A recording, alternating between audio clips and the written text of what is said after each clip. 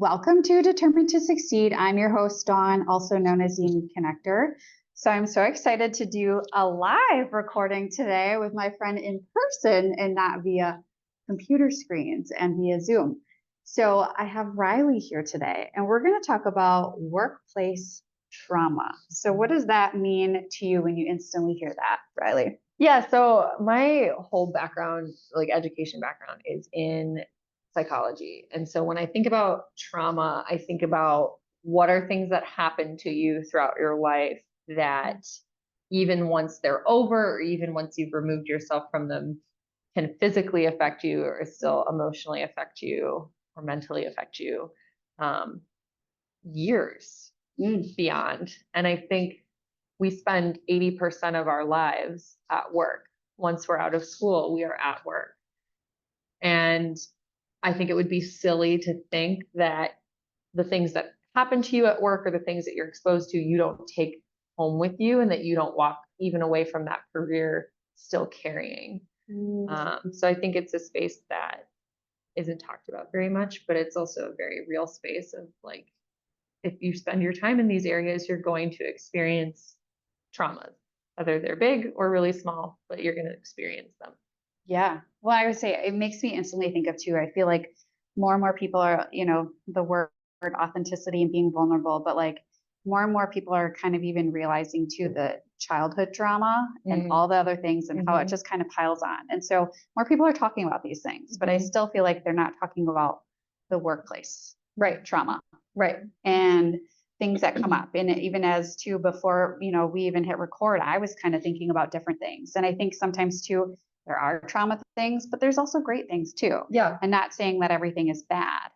So, even to what's on your chest that you even kind of was thinking of when we were, muddling this idea. Yeah. The reason I kind of thought of workplace trauma was because like even just walking around, my apartment the other day and like cleaning up and just doing that general kind of mindless thinking while I'm cleaning up, stuff comes up like where your thoughts, aren't necessarily reality all the times and your thoughts are and your feelings aren't facts, but stuff comes up where you think about a situation just like you would in, let's say, something embarrassing happened to you in middle school and you're 30 and you think about it to this day. Yeah. The exact same thing can happen in your workplace where something humiliating or embarrassing or cruel or upsetting can happen to you and you think about it months, years, weeks later, and it still gives you the same feeling of whatever you experienced in that moment, like panic or like a, heart drop or stomach dropping feeling or anger or whatever that means for you, depending on the situation. So I thought of it because I had that moment the other day where like something came up in relation to like my own personal workplace trauma and just like a little thought kind of passing in the night. And I felt my stomach drop. And I was like, I've again done a lot of personal work in my own therapy and in my own life with like semantic work on how do you feel your feelings, but noticing that in my body and recognizing like, why do I have this response to that? And why is my body triggered by this thought of this previous or past scenario? That's a trauma. Yeah. Because if it wasn't, none of that, you feel pretty neutral towards it. But my body had a response. And I think that in coupling that with just the overall narrative now about how to have better work-life balance, how to set better boundaries at work, how to, not put up with things at work that are harmful, that in coupling with those feelings and those moments of like, this is affecting you physically. How do we not only raise awareness around it, but like address it for ourselves? Yeah. And take even a moment to recognize it. Yeah. And I think that's the part too, is sometimes in our society, it's just keep going. Don't stop. Don't think about it. Don't pause. Yeah. And reflect of like, oh, my energy. Oh, how did my stomach feel? Just from a quick thought. Yeah. And that's the part I think for us, I think that's where sometimes too, you think of like as a wound, you get a scab. So you're seeing like the process of it healing and then a scar, the the scar may go away, but it's still there. And I Yeah. think that's part of the things in life too that we've had those ups and downs or the certain experiences and little things trigger it. Even Mhm. the scar, if you bump it hard one time, it might hurt a little bit, Mhm. but it's the little wounds inside Yeah. our body. Yeah. So, even too, as we're talking about this, I was thinking of different past stories that maybe Mhm. I've avoided, and maybe too, you've kind of even think of different situations, Mhm. what you feel comfortable talking about. Yeah. But I think this is the part of just getting people to think about this and the listeners to ponder, because maybe there's stories that are popping up in their Yeah. brain. One that popped up for me was I was telling her before this is we're all young. And sometimes, too, our awareness or our perception is what we are in that time and that blip in life. And when we get older and wiser, we sometimes reflect, like, holy cow, I can't believe I let someone do that or how they talk to me like that. And this is the part of life. We're growing. Mhm. And so I reflected back of when I used to be called the office bimbo in Mm. construction. And I recently said that at big event that I was speaking at, and the room gasped. Yeah. But back in the day, I just kind of brushed it off and thought, Yeah. oh, and now I reflect and like, I can't believe I didn't stick up for myself. Or, wow, what would that be like right now if someone would say Yeah. that? Yeah. Well, and how something to think about too is like, do you think maybe your perception of yourself or how you work professionally might be different without having that planted or that Mhm. narrative planted? Even if in the moment you kind of just let it go and didn't really think about it, do you think had that not happened to you, you now would feel differently or see yourself differently, or your self concept would be better or worse or Yeah. And that's where I think even sometimes too, because I've done a lot of personal development oh too yeah. and working on myself, and we don't always want to do that. And one thing that I always brought up with my coach over the years is I just don't feel I'm smart enough. Mm. And she'd always ask deeper questions and deeper questions. And I think, to be honest, not to be weird, but that was a point in life. Now, as I reflect, I think that was one thing that kind of added to the straw of why I think Yeah. sometimes that I'm not smart enough. Yeah. Yeah. I was just gonna say, I think again, we spend if once we get out of school, and sometimes even in school, but a lot of times if you're working in school, it's very part-time or it's very casual. But when we begin a career outside of college or high school, that is 80% of your life. Like that Mm, is where you are spending your time. Those are the people that you are around the most. That is the most interaction you're having all day. And it would again be naive to assume that the things that aren't happening to you aren't shaping you.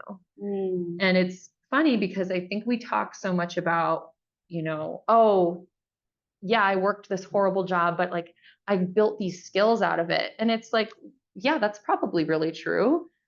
But then it would again be silly to assume that there were other really negative things that happened to you that also built you or that shaped you, that yeah. you are leaving that job with unintentionally or, just as intentional as the skills you built versus you're also carrying a bag of stuff that is super heavy and that isn't very fun and that contributes to how you view or see yourself or talk to yourself Yeah.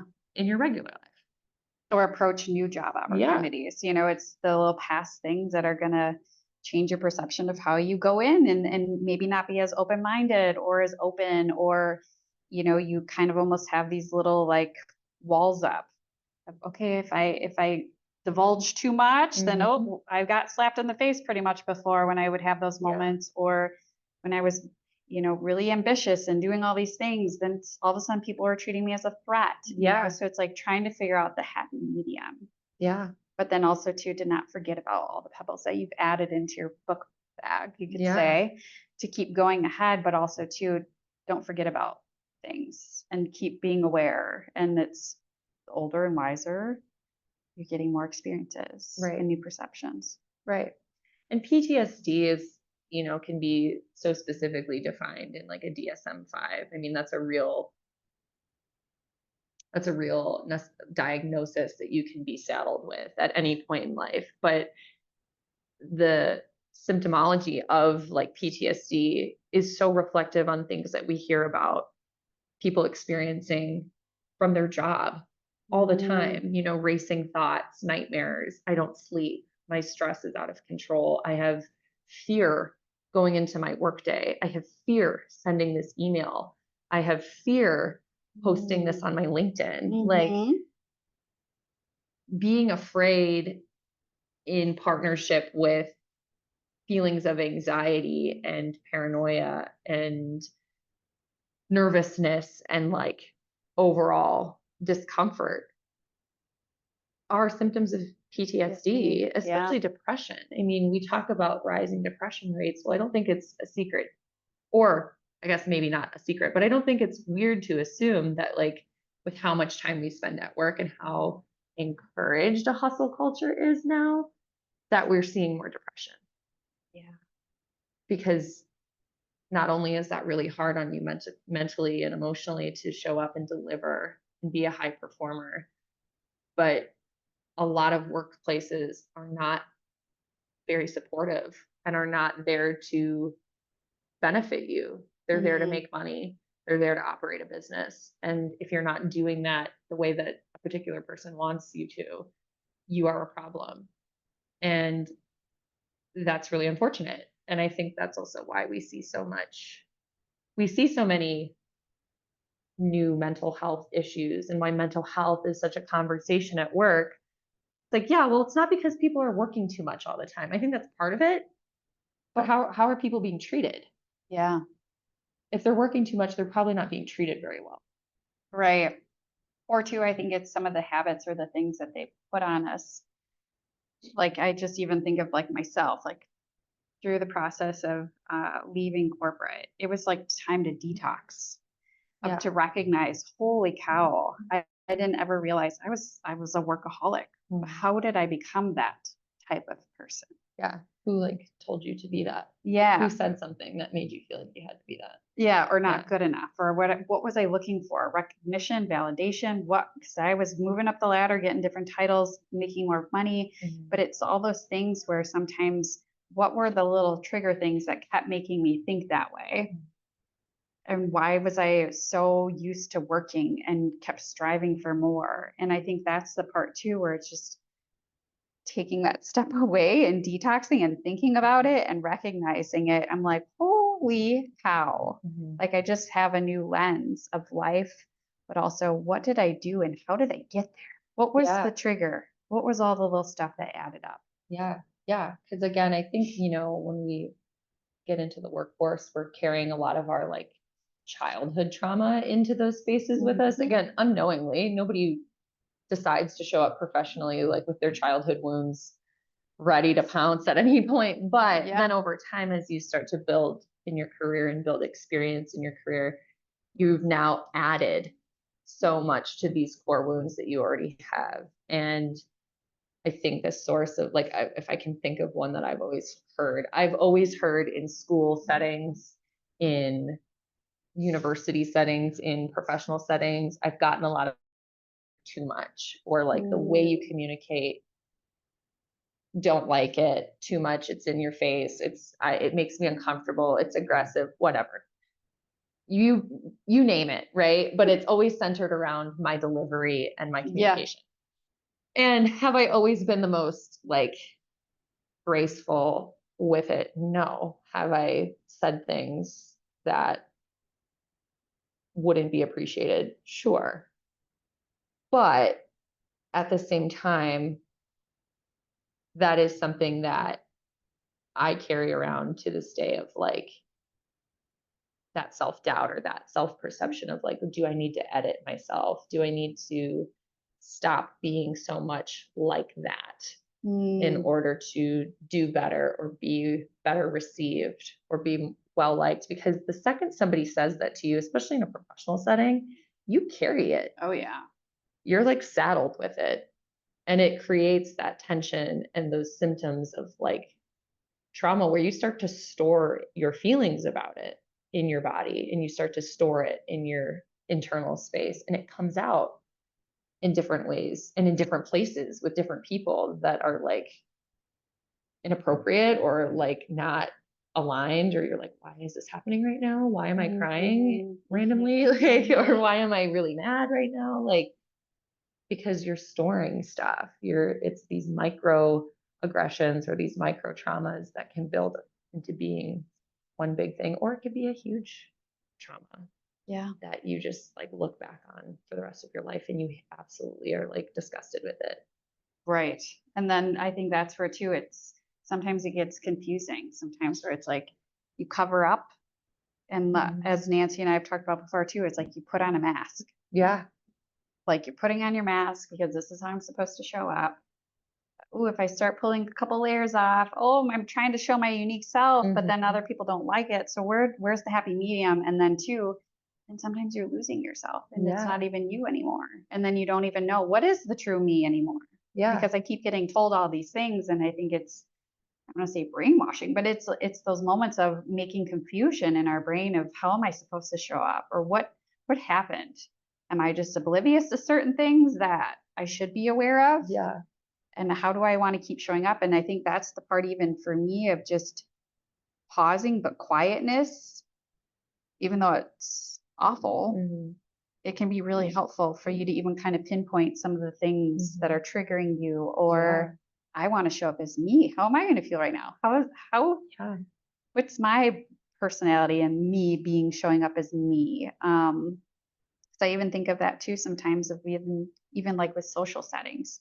Did I show up as Dawn today or did I show up of how everybody wanted me to show up today? Right. Or like traumatized, scared, affected Dawn, right? Yeah. Yeah. Yeah. And it's so like, again, workplace trauma can look different on anybody, but I think that's why it's defined as trauma, because Mhm. take the workplace out of it, your trauma, my trauma is going to look so different on you versus me. Whatever happened to me in 5th grade versus whatever happened to you in 5th grade, we're going to wear that differently, but that doesn't mean that's not what it is. Yeah. And I think people, I think now with social media and Gen Z being a lot more vocal, specifically Gen Z, not that other demographics aren't, but specifically Gen Z being so much more vocal about their workplaces and what they need to feel safe and their boundaries that some older demographics I could understand are like, this is ridiculous, or this is like, you need to toughen up, or blah, blah, blah. But it's like at the same time, this is a trauma informed group. Mm. This is the generation of therapy and diagnosing and therapy speech. And this is a trauma informed group. And I'm not saying that's like awesome all the time. Some of that can be weaponized very easily. Yeah. But you are dealing with a group of people that know their trauma well, have acknowledged it, have met it, have had face to face personal realizations with their own issues, and they can spot it. And so when they decide to show up to a workplace where maybe they're not being paid well Mhm.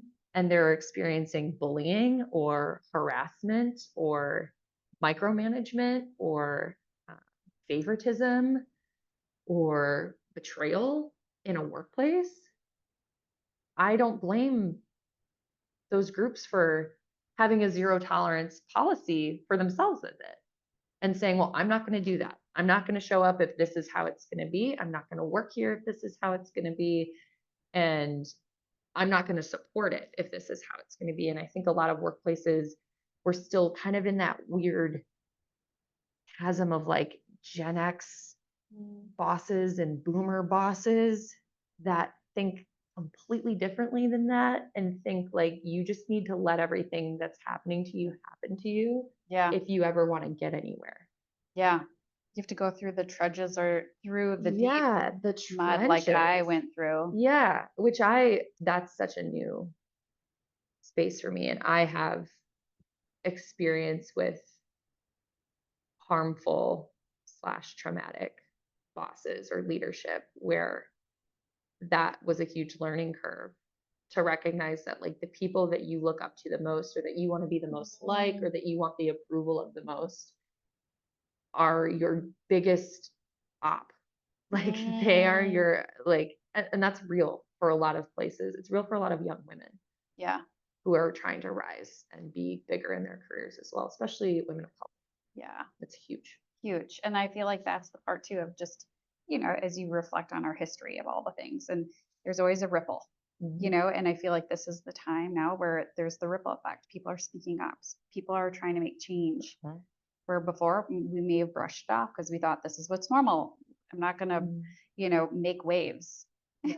already when there's already maybe waves in the workplace. And so, you know, even to, as we're talking about this, what are some even things that you think of that leaders or companies should be thinking about differently or trying to implement?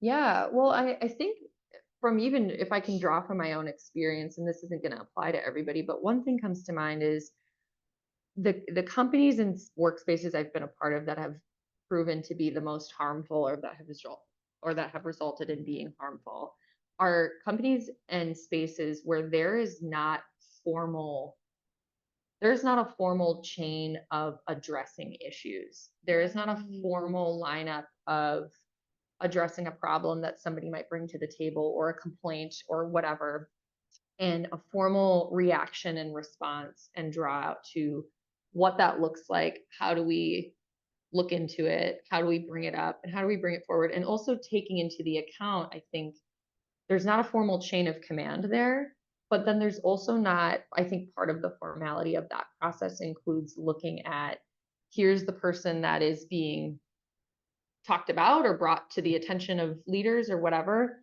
and here is the person bringing it. What do both have in common? What is this person's motive? Who's bringing this to the table? That's my mom is a vice president of human resources, and she has personally made it a mission in her company to where she's like, we always look at why is this person bringing this to the table before we start this whole big launch of like, let's look into it, which is a formal process. And then also look at this other person. What is the motive here? But for person B, who this is complaint is about or whatever, or this is just examples. Yeah. How are they showing up? How have I experienced them thus far? What's my history with them? Do they have one? Yeah. Is there a record? Is this the umpteenth complaint or is this the first? And I use the example of complaints because I think that's a space that's very black and white for people to where they're going to experience trauma is some sort of HR involvement or some sort of exposure of another person. Yeah. But that doesn't have to be it. But the places where I've experienced the most issue, they do not have a formal process for that. And they're not evaluating either person. They're evaluating the complaint and the complaint alone. And I think that's a missed opportunity for leaders. But I also think it should empower leaders to having a formal process creates a safer space to bring things to the table. Yeah. It just does. It's already challenging for people to bring things forward that are bothering them. Having a formal process and having a tone of safety to do that with is necessary in order to address issues that are going on that probably do matter or that do affect your culture or your business or whatever. But the places that I've been a part of that have been an issue, it's just like confrontation city. It's like blink of an eye, overnight shift in narrative, shift in communication, shift in like all of a sudden this is a problem. And it's like you don't get to be blindsided at work. Yeah. Just because there's no rule that says you can't. You don't do that to people. Yeah. Again, this is where people show up every day to have a livelihood. Do your due diligence as a leader and lead. Yeah. Lead that person. Yeah. And that's where I feel like even too over the years and what I've been there seen, there isn't not a lot of leaders all haven't had leadership training. No, they're just there. They're just there, or they've moved up the ladder. Yeah, they moved up the ladder because they were the next in line. But I think that's the part too, is like over, you know, my time of why I focus on different things around leadership to give new perspectives, to give new strategies, but also too, yeah, HR is a really important piece when it comes to business. Yes. And they're going to keep the ship running smoothly. Yes. They're going to make sure people are happy, they're content, they're enjoying the culture. And I think it also goes back to too of like, we're all humans. Right. And are we even to like building those connections? We're all humans and we're doing things outside of work. Yes.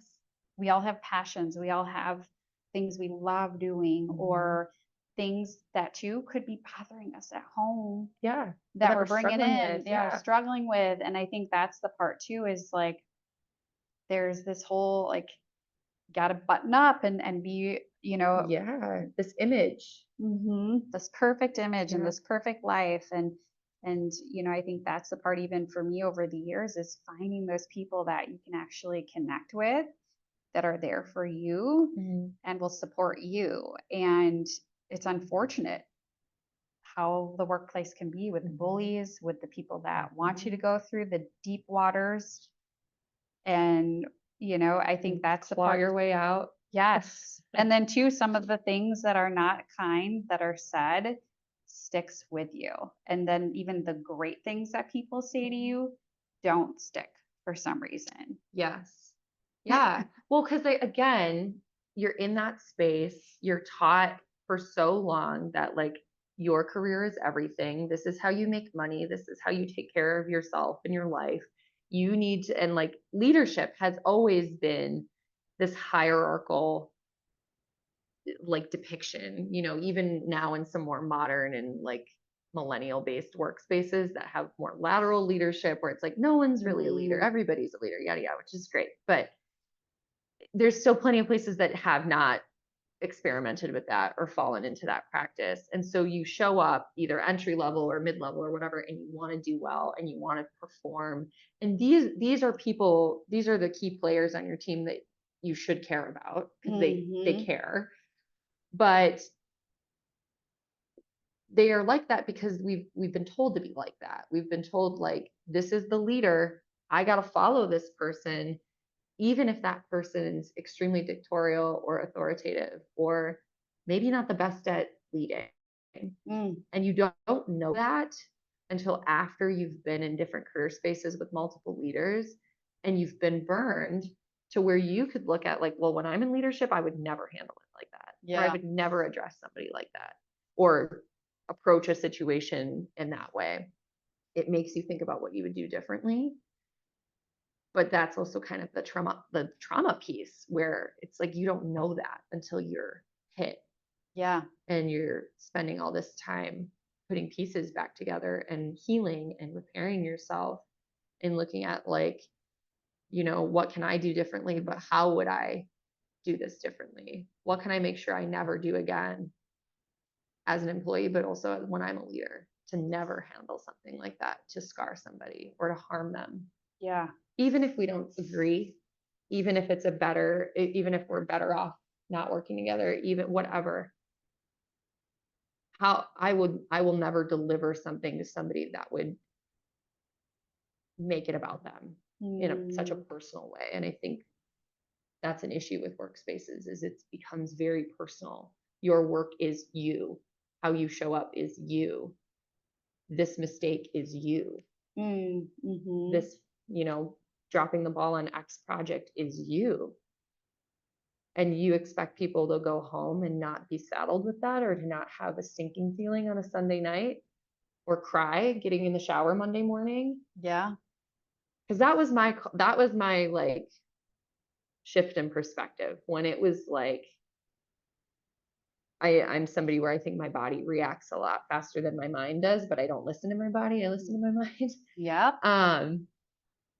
There was like multiple days in a row where I would wake up to get ready for work and I would be sobbing. And I wouldn't really understand why. But when you put it all together, it's like, oh, I'm afraid, I'm anxious, I don't feel seen, I don't feel valued, I feel like kind of that impending doom. And yeah, you're exhausted from that. And then people want you to show up and like be the best you've ever been. Because if you're not, you're the problem. Yeah.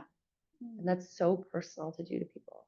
It is. Well, and I appreciate you talking about it. Yeah. Because we do it in the space loneliness. I mean, that's why there's a loneliness. There's why depression.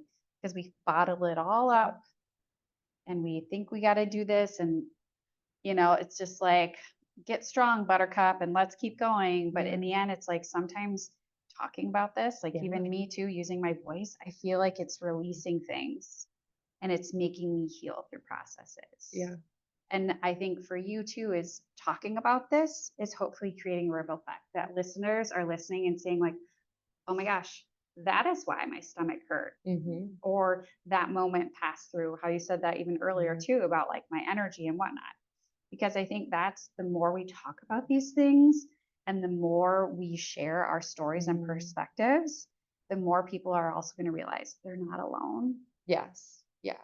or it's going to validate them to make the best choice to leave, or to Yes. to speak up, or to make that ripple effect for other people, because life's too short for Yeah. us to be quiet. 100%. I think workplaces encourage that weird narrative of like never burn a bridge and like always be good with people because you never know when you're going to need them. And maybe I'm just like black and white about that, but like if people, you do not, there was a quote that I heard recently that I absolutely love, and I'm going to try to paraphrase it Yeah. or get it as right as I can. But you do not owe people who harmed you peace. That's a good one. You don't owe them that. It doesn't matter if they were your boss or your best friend or the president, right? You do not owe people who abused and harmed you peace. And that could be, if it was harmful to you, that's enough. Yeah. Doesn't matter if they see it differently. If it was harmful to you, that's enough. And I think workplaces really encourage this weird narrative of like, don't be bitter and don't be this. And, even if you're not there anymore, like there's no grief in walking away from something that was harmful to you, but there is so much grief in walking away from something that was harmful to you. It's a different type of grief. There is a lot of stuff that comes up and micro memories and feelings that come up that you did not hold space for while you were there because you're trying to survive.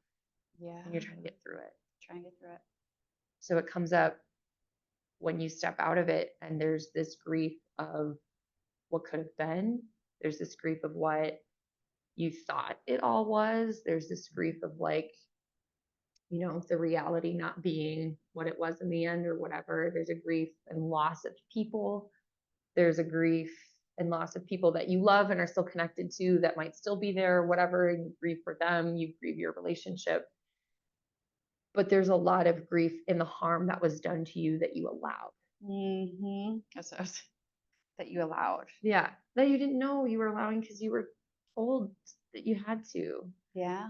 And so talking about workplace trauma, I think people experience it all the time, every day, and they don't say anything because workplaces are weirdly manipulate you into thinking that, well, just because that happened to you in high school and the exact same thing is happening to you now at your 9 to 5, they're different. One's okay and one's not. No, if the same situation, if I can point to a time where a girl was super shitty to me in 10th grade and that exact same scenario is happening in my 9 to 5 at 27 years old, both are a problem. Yeah. Both are just as harmful. Just because this is a workplace and a Fortune 500 company or wherever. Yeah. Doesn't mean one is better than the other. Right. It's still harm. Yeah. And I think that's the part too, is how you said you've been to, like when you're leaving a place, you're closing a door, but that doesn't mean you're fully closing a door to things. Mm-hmm. And it's like you're learning and growing through the whole process. You're getting new perspectives. You're encountering different things in the future, but how can you keep learning and growing?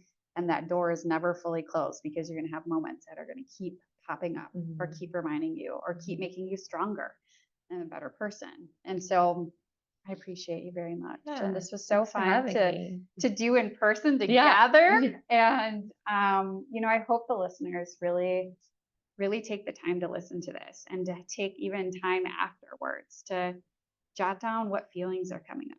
or maybe there's stories, maybe there's some things you need to get off your chest that you've been bottling up, and you just need to let go of that energy, because we've all been through certain situations. And I just really appreciate you talking about this, because we need more opportunities and more leaders like you that speak up and talk about it, and not brush it off and go off to your wayside. Right. Well, and I think if you are if you are in leadership and listening to this topic, really think about what your strategy is going to be for your team and the people that work under you, young or old. Yeah.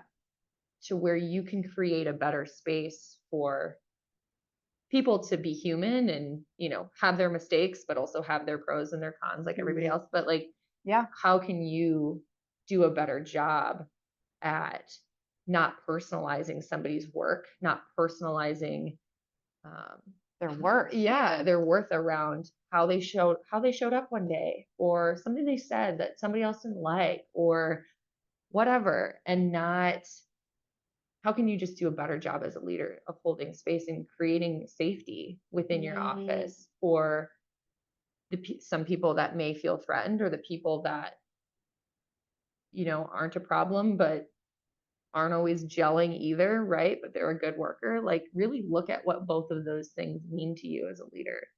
Who do you want on your team, and who, depends on the business you're in, but who's going to make your business successful?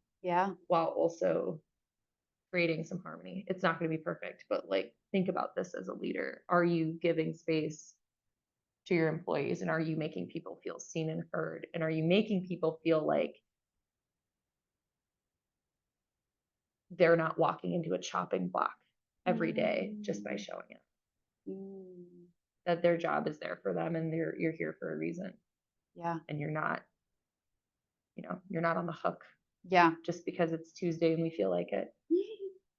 Like, Well, I appreciate you, and I think keep shining, keep sharing that voice of yours. You're a great person. And I think that's the part too, is we all need to remind ourselves too, is we're all great and we have great qualities. And even though some people have told us different things that aren't great, or maybe the good stuff, pay attention more to the good stuff and keep shining. Don't work anywhere that doesn't value you. Yeah. You'll find it. Just gotta be brave enough to leave and go get it. Well, I hope the listeners had some good takeaways, and share them with us, and reach out to Riley or I. But I appreciate you. Thank you. Thank you.